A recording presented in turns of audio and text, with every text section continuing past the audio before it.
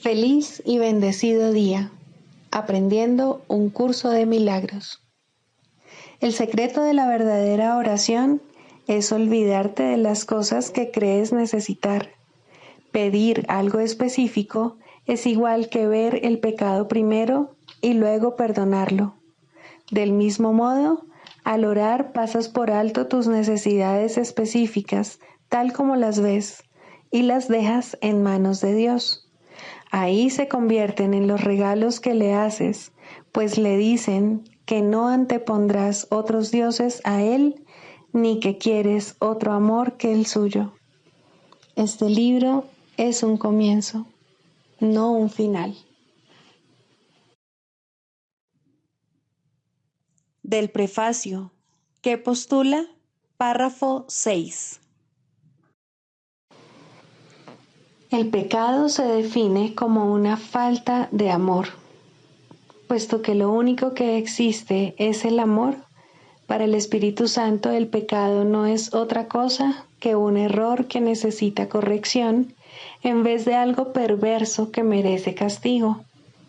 Nuestra sensación de ser inadecuados, débiles o de estar incompletos procede del gran valor que le hemos otorgado al principio de la escasez, el cual rige al mundo de las ilusiones.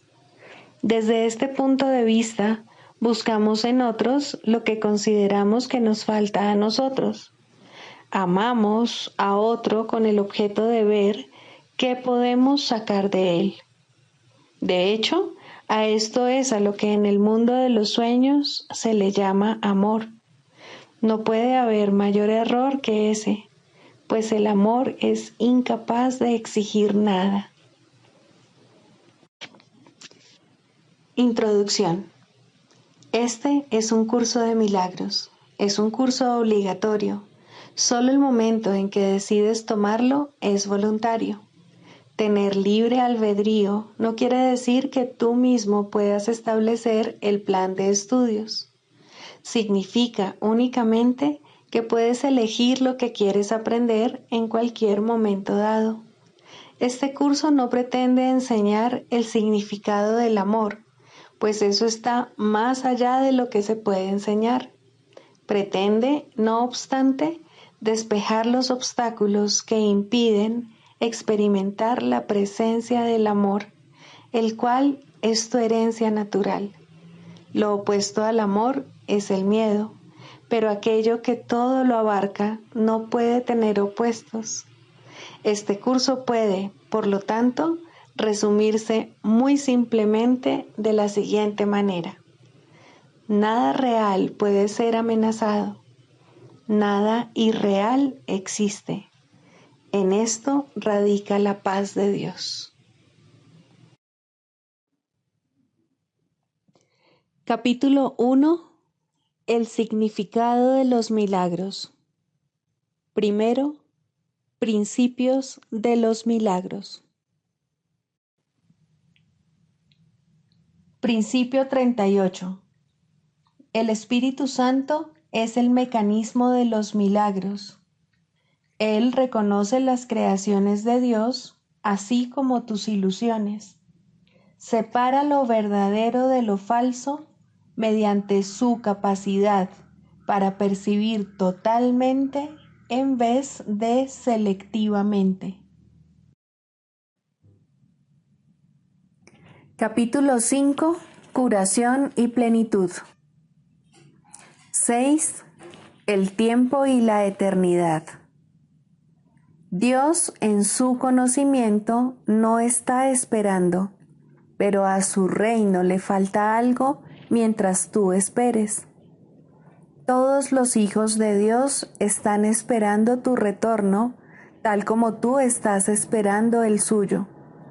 En la eternidad las demoras no importan, pero en el tiempo son ciertamente trágicas. Has elegido estar en el tiempo en vez de en la eternidad y, por consiguiente, crees estar en el tiempo. Sin embargo, tu elección es a la vez libre y modificable.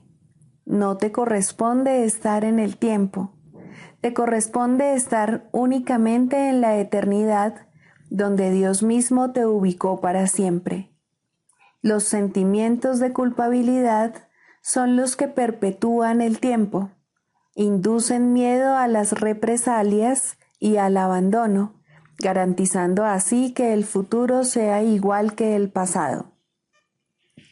En esto consiste la continuidad del ego, la cual le proporciona una falsa sensación de seguridad al creer que tú no puedes escaparte de ella. Pero no solo puedes, sino que tienes que hacerlo. Dios te ofrece a cambio la continuidad de la eternidad. Cuando te decidas a hacer este intercambio, reemplazarás simultáneamente la culpabilidad por la dicha, la crueldad por el amor y el dolor por la paz. Mi papel consiste únicamente en desatar las cadenas que aprisionan tu voluntad y liberarla. Tu ego no puede aceptar esta libertad y se opondrá a ella siempre que pueda y en cualquier forma que pueda. Y puesto que tú eres su hacedor, reconoces lo que él puede hacer, pues le conferiste el poder de hacerlo.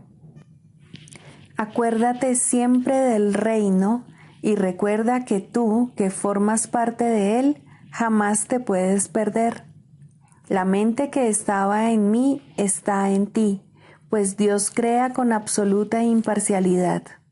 Deja que el Espíritu Santo te recuerde siempre su imparcialidad y déjame enseñarte cómo compartirla con tus hermanos. ¿De qué otra manera, si no se te puede brindar la oportunidad de reivindicarla para ti mismo? Ambas voces hablan simultáneamente en favor de diferentes interpretaciones de una misma cosa, o casi simultáneamente, pues el ego siempre habla primero. Las interpretaciones que representa la otra alternativa no se hicieron necesarias hasta que se concibió la primera de ellas. El ego dicta sentencia y el Espíritu Santo revoca sus decisiones, en forma similar a como en este mundo un tribunal superior tiene la potestad de revocar las decisiones de un tribunal inferior. Las decisiones del ego son siempre erróneas porque están basadas en el error para cuya defensa se tomaron. El ego no interpreta correctamente nada de lo que percibe. No solo cita las escrituras para defender su causa, sino que incluso las interpreta como testigos a su favor. A juicio del ego, la Biblia es algo temible. Al percibirla como algo temible, la interpreta con miedo. Al sentir miedo, no apelas al Tribunal Supremo porque crees que también fallaría en tu contra. Existen muchos ejemplos que muestran la forma en que las interpretaciones del ego son engañosas, pero con unos pocos bastará para mostrar cómo el Espíritu Santo puede reinterpretarlas bajo su propia luz. Para el Espíritu Santo, lo que el hombre sembrare, eso cosechará, quiere decir que lo que consideres digno de ser cultivado, lo cultivarás en ti mismo. Considerar que algo es valioso es lo que lo hace valioso para ti. Mía es la venganza, dice el Señor, puede reinterpretarse fácilmente si recuerdas que las ideas se expanden solo al compartirse. La aseveración subraya el hecho de que la venganza no se puede compartir. Dásela, por lo tanto, al Espíritu Santo, quien te librará de ella, puesto que no le corresponde estar en tu mente, la cual forma parte de Dios. De acuerdo con la interpretación del ego, castigaré los pecados de los padres hasta la tercera y cuarta generación. Es una aseveración especialmente cruel. Se convierte simplemente en un intento por parte del ego de garantizar su propia supervivencia. Para el Espíritu Santo, la frase significa que en las generaciones posteriores Él todavía podrá reinterpretar lo que las generaciones previas habían entendido mal, anulando así la capacidad de dichos pensamientos para suscitar miedo. Los impíos perecerán se convierte en una declaración de expiación si se entiende la palabra perecerán con el significado de serán deshechos. Todos los pensamientos no amorosos tienen que ser deshechos, palabra esta que el ego ni siquiera puede entender. Para el ego, deshacer significa destruir. El ego no será destruido porque forma parte de tu pensamiento, pero como no es creativo y es, por consiguiente, incapaz de compartir, será reinterpretado de otra manera para así liberarte del miedo. La parte de la mente que le diste al ego regresará simplemente al reino, donde a toda ella le corresponde estar. Puedes demorar la compleción del reino, pero no puedes introducir el concepto de miedo en él. No tienes por qué temer que el Tribunal Supremo te vaya a condenar. Este simplemente declarará sin lugar el caso contra ti. No puede haber caso contra un hijo de Dios, y todo testigo que da fe de la culpabilidad de las creaciones de Dios está levantando falso testimonio contra Dios mismo. Apela jubilosamente todo lo que creas al propio Tribunal Supremo de Dios, ya que éste habla por él, y, por consiguiente, lo que afirma es la verdad. Declarará sin lugar el caso contra ti, no importa cuán cuidadosamente lo hayas preparado. Lo podrás haber planeado a prueba de todo, pero no está a prueba de Dios. El Espíritu Santo no le dará audiencia, pues Él solo puede dar testimonio de la verdad. Su veredicto será siempre: tuyo es el reino, porque el Espíritu Santo te fue dado para recordarte lo que eres. Cuando dije, yo he venido como una luz al mundo, lo que quise decir fue que vine a compartir la luz contigo. Recuerda mi referencia al espejo tenebroso del ego y recuerda también que dije, no mires ahí. Todavía sigue siendo cierto que es a ti a quien le corresponde decidir dónde has de buscar para encontrarte a ti mismo. La paciencia que tengas con tu hermano es la misma paciencia que tendrás contigo mismo. ¿No es acaso digno un hijo de Dios de que se tenga paciencia con él? He tenido infinita paciencia contigo porque mi voluntad es la voluntad de nuestro Padre, de quien aprendí lo que es la paciencia infinita. Su voz estaba en mí tal como está en ti, exhortándonos a tener paciencia con la filiación en nombre de su Creador. Ahora debes aprender que solo la paciencia infinita produce resultados inmediatos. Así es como el tiempo se intercambia por la eternidad.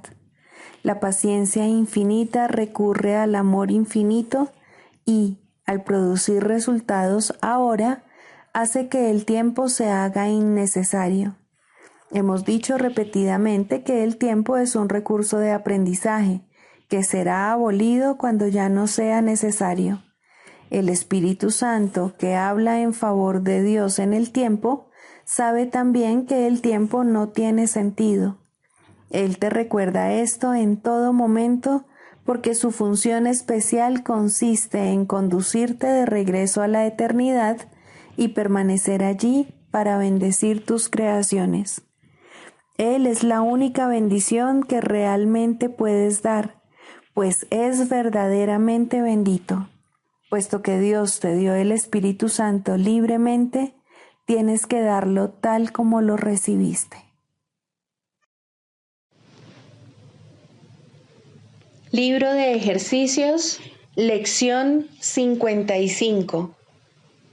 El repaso de hoy incluye lo siguiente. Primero, estoy decidido a ver las cosas de otra manera. Lo que ahora veo no son sino signos de enfermedad, desastre y muerte. Esto no puede ser lo que Dios creó para su Hijo bien amado. El hecho en sí de que vea tales cosas demuestra que no entiendo a Dios. Por lo tanto, tampoco entiendo a su Hijo. Lo que veo me muestra que no sé quién soy. Estoy decidido a ver los testigos de la verdad en mí en vez de aquellos que me muestran una ilusión de mí mismo. Segunda, lo que veo es una forma de venganza. El mundo que veo no es en modo alguno la representación de pensamientos amorosos. Es un cuadro en el que todo se ve atacado por todo. Es cualquier cosa menos un reflejo del amor de Dios y del amor de su Hijo. Son mis propios pensamientos de ataque los que dan lugar a este cuadro. Mis pensamientos amorosos me librarán de esta percepción del mundo y me brindarán la paz que Dios dispuso que yo tuviese. Tercera, puedo escaparme de este mundo renunciando a los pensamientos de ataque. En esto, y solo en esto, radica la salvación. Si no albergase pensamientos de ataque, no podría haber un mundo de ataque. A medida que el perdón permita que el amor retorne a mi conciencia, veré un mundo de paz, seguridad y dicha. Y esto es lo que elijo ver en lugar de lo que ahora contemplo. Cuarta, no percibo lo que más me conviene. ¿Cómo podría reconocer lo que más me conviene si no sé quién soy? Lo que yo creo que más me convendría no haría sino atarme aún más al mundo de las ilusiones. Estoy dispuesto a seguir al guía que Dios me ha dado para descubrir qué es lo que más me conviene, reconociendo que no puedo percibirlo por mi cuenta. Quinta, no sé cuál es el propósito de nada. Para mí, el propósito de todas las cosas es probar que las ilusiones que abrigo con respecto a mí mismo son reales. Para eso es para lo que trato de usar a todo el mundo y todas las cosas. Para eso es para lo que creo que es el mundo. Por lo tanto, no reconozco su verdadero propósito. El propósito que le he asignado ha dado lugar a una imagen aterradora del mismo. Quiero que mi mente se vuelva receptiva al verdadero propósito del mundo, renunciando al que le he asignado y descubrir la verdad acerca de él.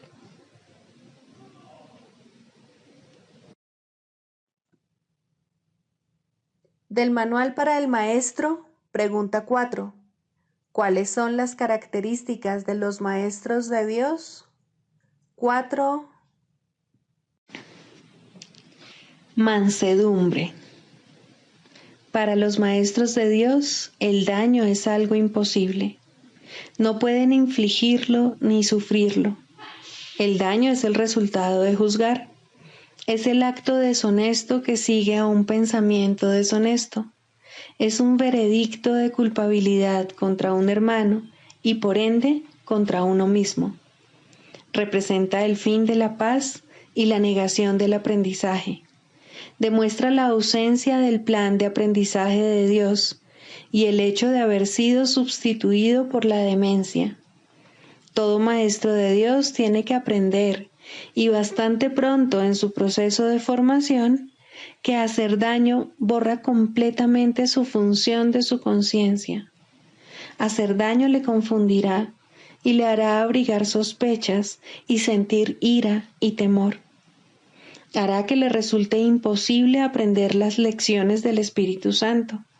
Tampoco podrá oír al Maestro de Dios, quien solo puede ser oído por aquellos que se dan cuenta de que hacer daño, de hecho, no lleva a ninguna parte y de que nada provechoso puede proceder de ello. Los maestros de Dios, por lo tanto, son completamente mansos. Necesitan la fuerza de la mansedumbre, pues gracias a ella, la función de la salvación se vuelve fácil. Para los que hacen daño, llevar a cabo dicha función es imposible. Pero para quienes el daño no tiene significado, la función de la salvación es sencillamente algo natural. ¿Qué otra elección, sino esta, tiene sentido para el que está en su sano juicio? ¿Quién, de percibir un camino que conduce al cielo, elegiría el infierno? ¿Y quién elegiría la debilidad que irremediablemente resulta de hacer daño cuando puede elegir la fuerza infalible, todo abarcante e ilimitada de la mansedumbre? El poder de los maestros de Dios radica en su mansedumbre, pues han entendido que los pensamientos de maldad no emanan del Hijo de Dios ni de su Creador. Por lo tanto, unen sus pensamientos a aquel que es su fuente, y así su voluntad, que siempre fue la de Dios, queda libre para ser como es.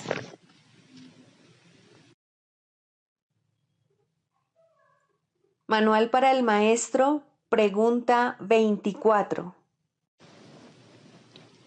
¿Existe la reencarnación? En última instancia, la reencarnación es imposible. El pasado no existe ni el futuro tampoco, y la idea de nacer en un cuerpo, ya sea una o muchas veces, no tiene sentido. La reencarnación, por lo tanto, no puede ser verdad desde ningún punto de vista. Nuestra única pregunta debería ser, ¿es un concepto útil? Y eso depende, por supuesto, del uso que se le dé. Si se usa para reforzar el reconocimiento de la naturaleza eterna de la vida, es ciertamente útil. ¿Qué otra pregunta con respecto a la reencarnación podría ser útil para arrojar luz sobre el camino?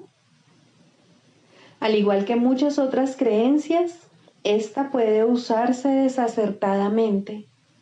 En el mejor de los casos, el mal uso que se hace de ella da lugar a preocupaciones y tal vez a orgullo por el pasado. En el peor de los casos, provoca inercia en el presente. Y entre estos dos extremos, puede dar lugar a muchísimas insensateces. La reencarnación no sería, en ningún caso, el problema con el que hay que lidiar ahora. Si la reencarnación fuese responsable de algunas de las dificultades a las que el individuo se enfrenta ahora, la única tarea de éste seguiría siendo la de escapar de ellas ahora. Si lo que está haciendo es sentando las bases para una vida futura, aún así solo puede solventar el asunto de su salvación ahora. Puede que algunos hallen consuelo en el concepto, y si ello los consuela, su valor es evidente. Lo cierto es, sin embargo, que tanto los que creen en la reencarnación como los que no, pueden encontrar el camino que conduce a la salvación. Por lo tanto, no puede considerarse que sea una idea esencial en el programa de estudios. Siempre existe cierto riesgo en ver el presente en función del pasado, mas siempre hay algo bueno en cualquier pensamiento que refuerce la idea de que la vida y el cuerpo no son lo mismo. Para nuestros propósitos, no sería útil adoptar una postura definitiva al respecto. Un maestro de Dios debe ser igualmente útil para los que creen en la reencarnación como para los que no. Exigirle una postura definitiva simplemente limitaría su utilidad, así como su propia capacidad de decisión. Nuestro curso no se ocupa de ningún concepto que no sea aceptable para cualquier persona, independientemente de sus creencias previas. Bastante tendrá con lidiar con su ego como para añadir controversias sectarias a su carga. Tampoco sería ventajoso que alguien aceptara el curso prematuramente solo porque éste apoya una creencia que él ha albergado por mucho tiempo. No puede hacerse demasiado hincapié en el hecho de que lo que el curso se propone es una completa inversión del pensamiento. Cuando esto finalmente se logre, cuestiones tales como la validez de la reencarnación dejarán de tener sentido. Hasta entonces, es probable que sean simplemente motivo de controversia. El Maestro de Dios, por lo tanto, hará bien en alejarse de todas esas cuestiones, ya que aparte de ellas es mucho lo que tiene que enseñar y aprender. Debe aprender y enseñar que las cuestiones teóricas no son más que una pérdida de tiempo, puesto que desvían al tiempo del propósito que se le asignó. Si un concepto o una creencia tiene aspectos útiles, se le dirá. También se le dirá cómo usarlos. ¿Qué más necesita saber? ¿Quiere decir esto que el Maestro de Dios no debe creer en la reencarnación ni discutirla con otros que sí creen en ella? Por supuesto que no. Si él cree en la reencarnación, sería un error que renunciase a su creencia a menos que su maestro interno así se lo aconsejase. Y eso es muy poco probable. Es posible que se le indique que está haciendo un mal uso de la creencia, de tal manera que ello resulta perjudicial tanto para el progreso de su alumno como para el suyo propio. En ese caso, se le recomendaría una reinterpretación, puesto que ésta sería necesaria. Lo único que se tiene que reconocer, no obstante, es que el nacimiento no fue el principio y que la muerte no es el final, mas ni siquiera esto se requiere del principiante. Él solo necesita aceptar la idea de que lo que sabe no es necesariamente todo lo que es posible aprender.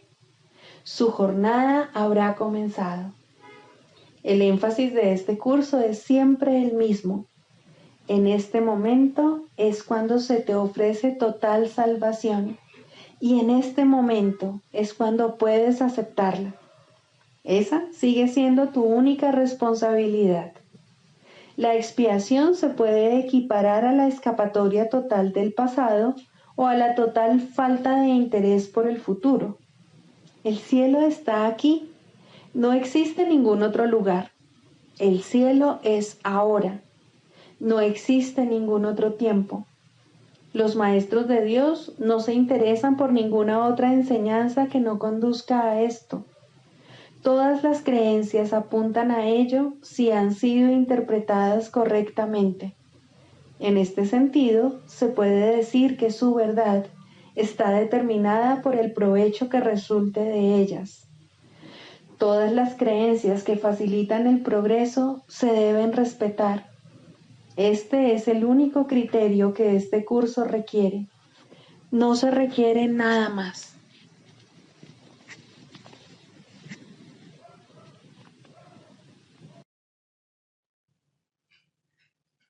Clarificación de términos.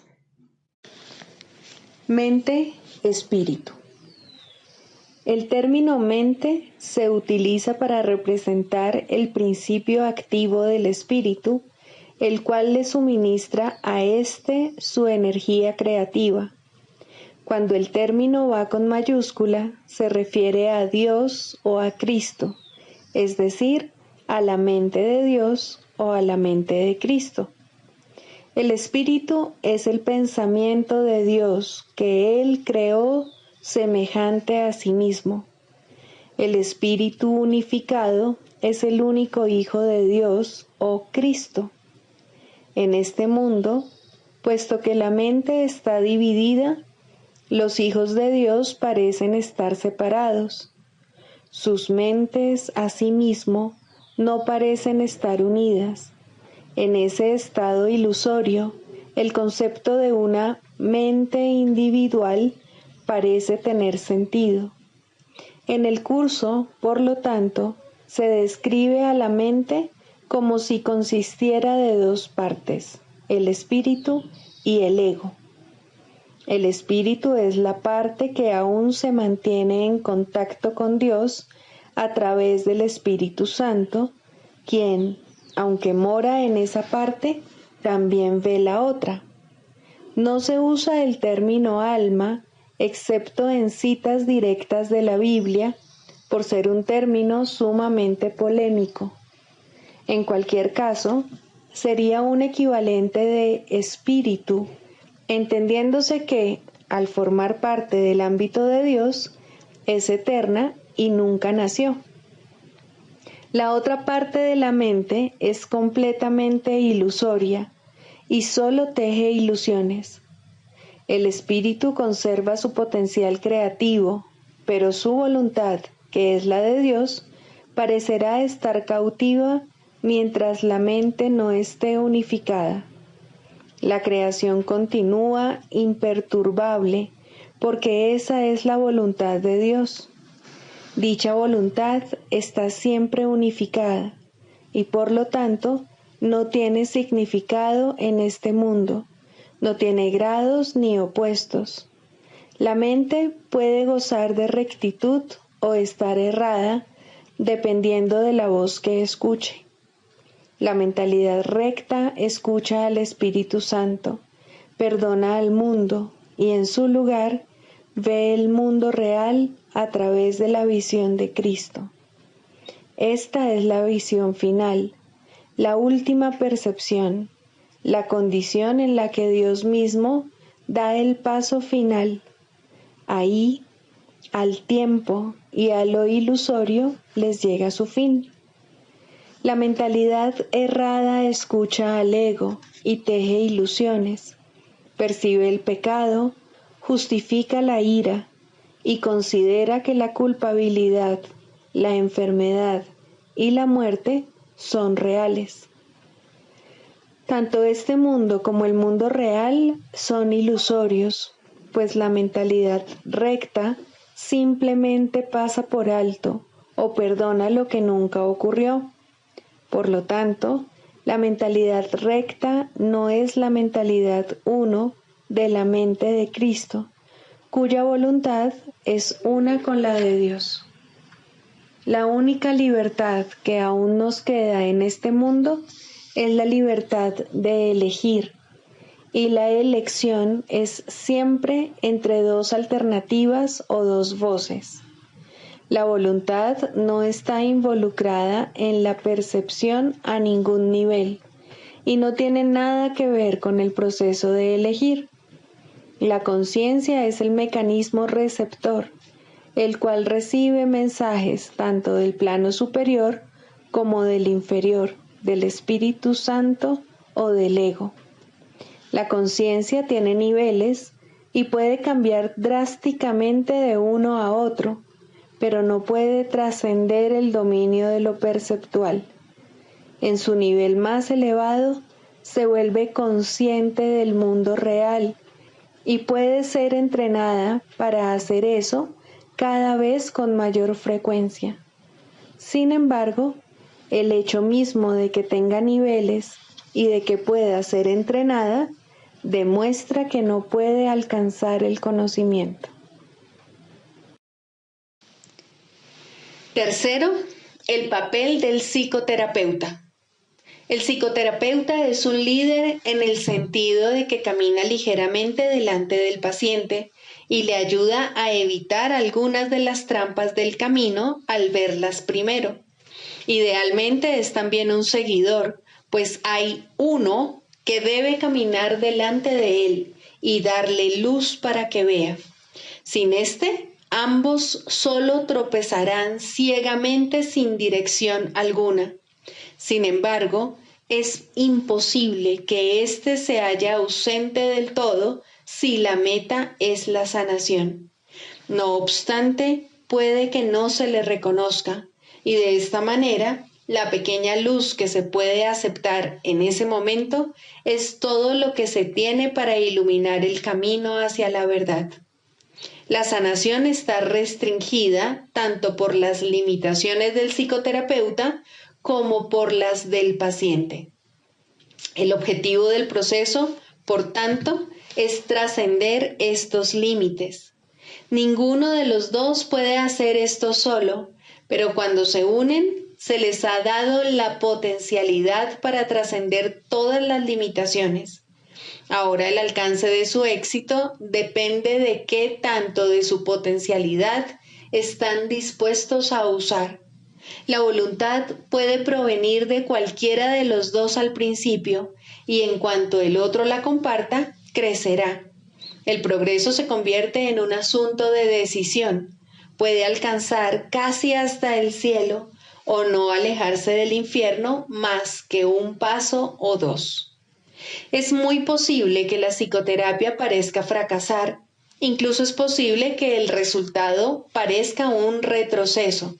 Pero al final tiene que haber algún éxito. Uno pide ayuda, otro escucha y trata de responder en forma de ayuda. Esta es la fórmula de la salvación y tiene que sanar. Solo las metas divididas pueden interferir en la sanación perfecta. Un terapeuta sin ningún ego podría sanar el mundo sin una palabra, por el solo hecho de estar ahí. No necesita que nadie lo vea o le hable o incluso sepa de su existencia. Su simple presencia es suficiente para sanar. El terapeuta ideal es uno con Cristo, pero la sanación es un proceso, no un hecho. El terapeuta no puede progresar sin el paciente y el paciente no puede estar listo para recibir a Cristo o de lo contrario no podría estar enfermo. En un sentido, el terapeuta sin ego es una abstracción que se encuentra al final del proceso de sanación, demasiado avanzado para creer en la enfermedad y demasiado cerca de Dios para conservar sus pies en la tierra. Ahora Él puede ayudar a través de aquellos que necesitan ayuda, pues de esta manera está llevando a cabo el plan establecido para la salvación. El psicoterapeuta se convierte en su paciente al trabajar a través de otros pacientes para expresar sus pensamientos a medida que los recibe de la mente de Cristo. El canto de la oración. 2. El perdón. Introducción.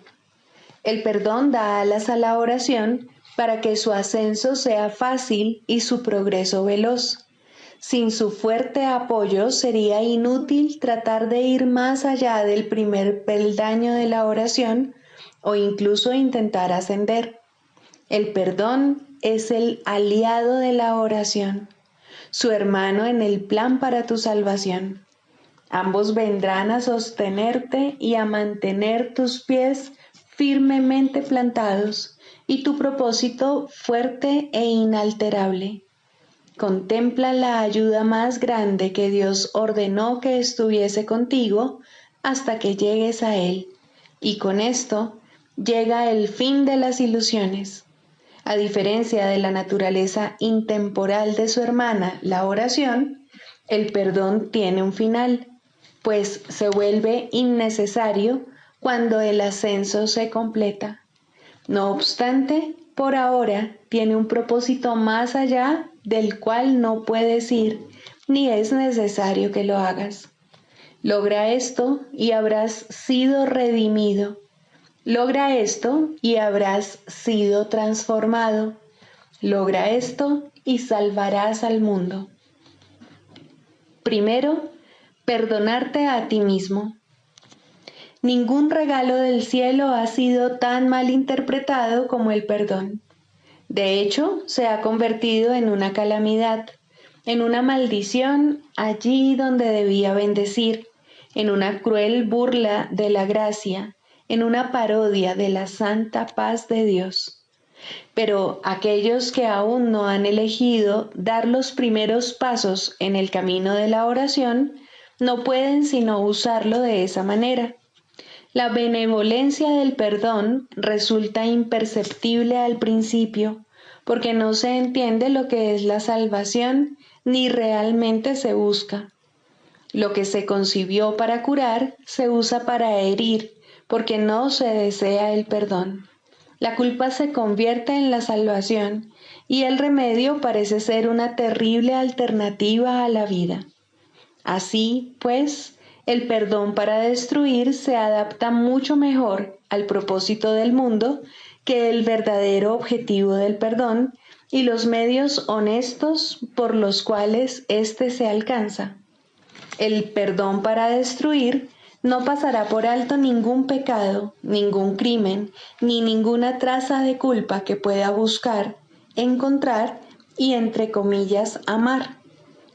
Amado de su corazón es el error, y las faltas lucen enormes y crecen y se expanden ante su mirada. Selecciona cuidadosamente todas las cosas perversas y pasa por alto lo amoroso, como si de una plaga se tratase, algo odioso teñido de peligro y muerte. El perdón para destruir es la muerte, y eso es lo que ve en todo lo que contempla y odia.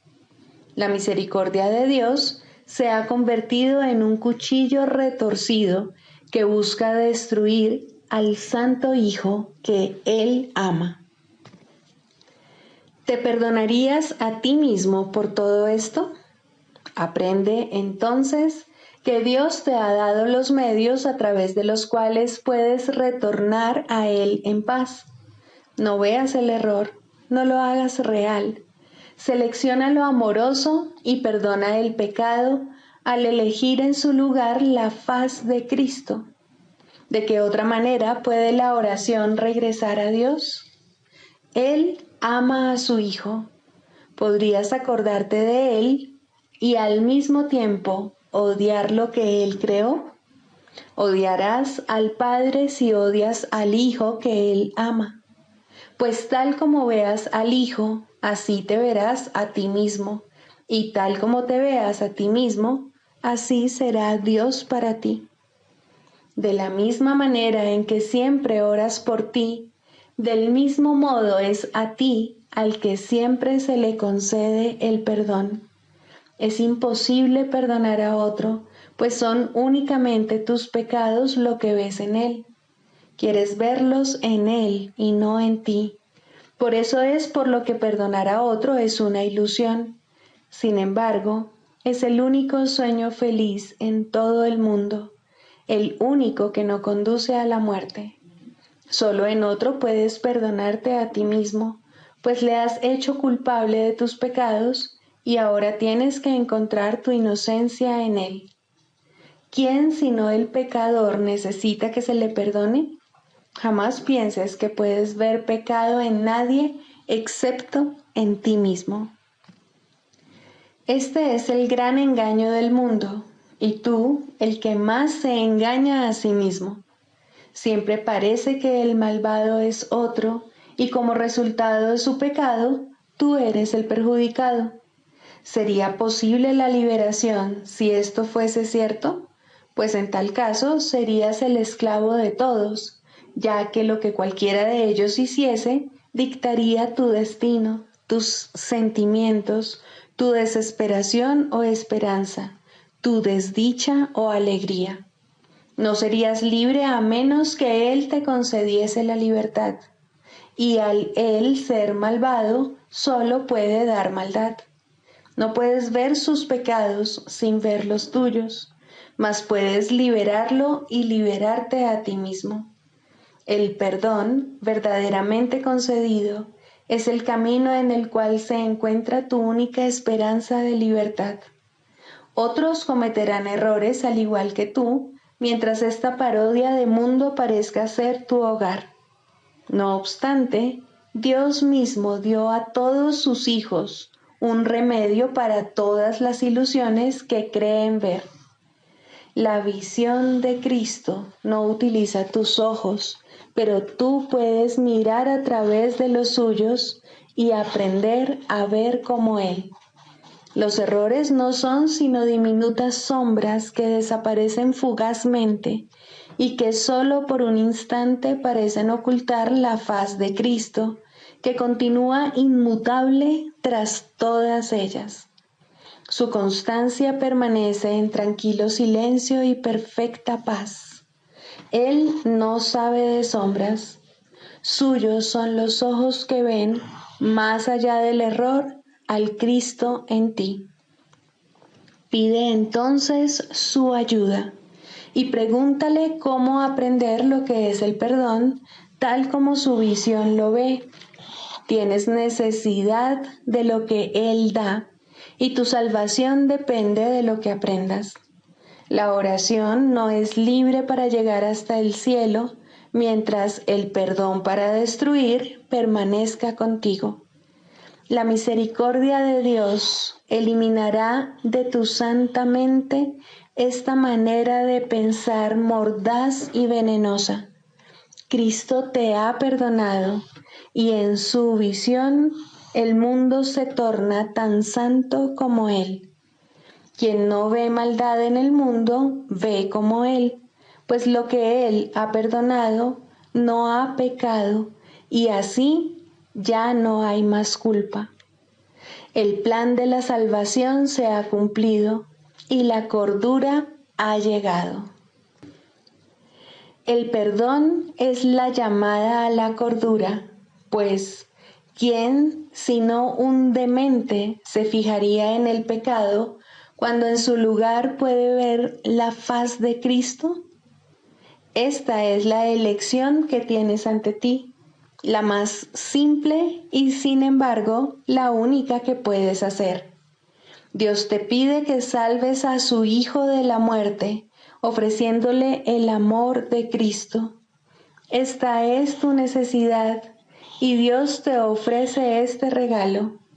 Tal como Él da, así tienes que dar tú también. Y de este modo, la oración se restituye a lo amorfo, más allá de todo límite a la intemporalidad, sin nada del pasado que le impida volver a unirse al perenne canto que toda la creación le entona a su Dios. Mas para alcanzar este fin, y antes de llegar allí donde el aprendizaje ya no tiene objeto, debes primero aprender. El perdón es la llave, mas ¿quién puede usar una llave cuando no sabe dónde está la puerta para la que se hizo y para la que solamente sirve? Por lo tanto, tenemos que hacer una clara distinción, de modo que la oración pueda ser liberada de la oscuridad y llegar a la luz.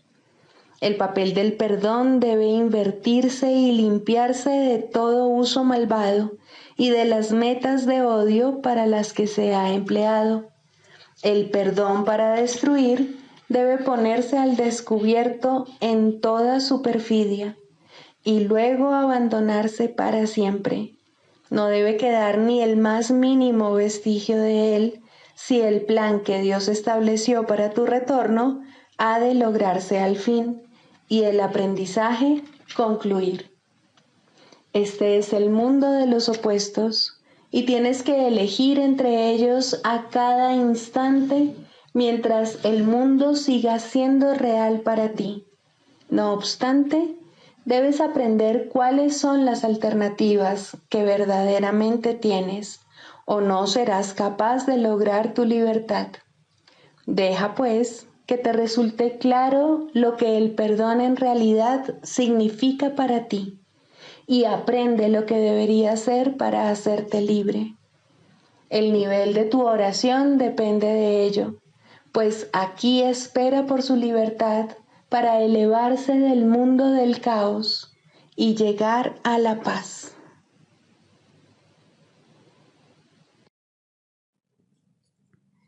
Sigamos a Jesús haciendo del perdón algo tan natural como respirar y algo tan vital como el aire.